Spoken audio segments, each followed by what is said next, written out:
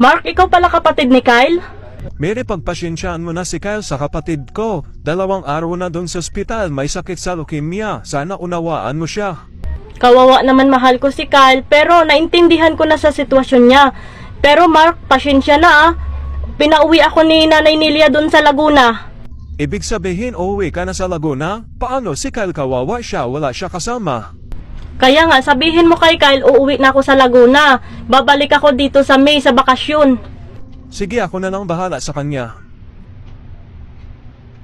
Jasmine, uuwi na tayo sa Laguna. Sige, tara na. Hay, sa wakas, nakasakay na ako sa bus. Mary, nandiyan na si Kyle. Mary? Kyle!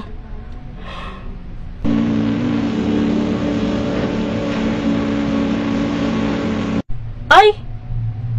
Panaginip lang pala. Akala ko totoo.